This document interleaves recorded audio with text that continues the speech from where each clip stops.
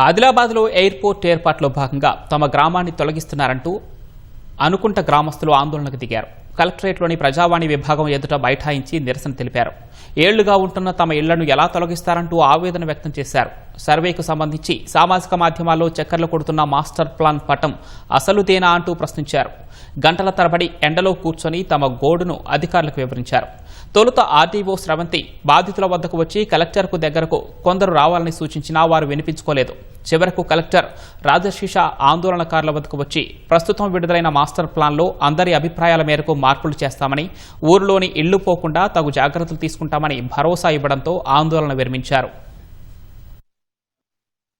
Airport పడితే మా బతుకులు ఎట్లా? మా బతుకులు పడ్డట్టు అవుతాయి. మేము అచ్చుడికి అవుతాయి కానీ మేము ఊరు వెళ్ళము, పోము. మేము లక్షలు పెట్టి ఇల్లు కట్టుకొని ఇళ్ళని కూల పెట్టుకొని పోతే మాకేమొస్తుంది?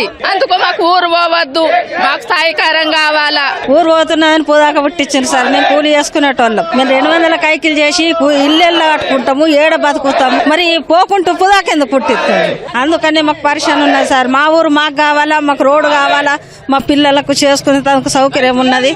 మాకు అనుకుంటా పోకుండా చూసుకునే బాధ్యత కలెక్టర్ సాబ్ నమస్కారం చేస్తున్నాం. ఎవరు అడ్డుకుంటందుకు చేసులేము. మేము కంపల్సరీ మేము కూడా సహకారాలు అందిస్తాము. అనుకుంటా ఏదైతే భూములు పోతున్నాయో వారికి అనుకున్న విధంగా రేట్ వస్తే ఇచ్చడానికి కూడా సిద్ధమే. ఈ ఎమ్మెల్యే గారు, ఎంపీ గారు కూడా ఎక్కడనైతే వరంగల్ అక్కడక్కడ కొత్తగా ఎయిర్పోర్ట్లు అయినాయో ఆ దాని ప్రకారంగానే మాకు కూడా అదే రేటు ఇప్పిస్తే మేము కూడా సహకరిస్తామని కూడా మేము చెప్పడం జరుగుతున్నది.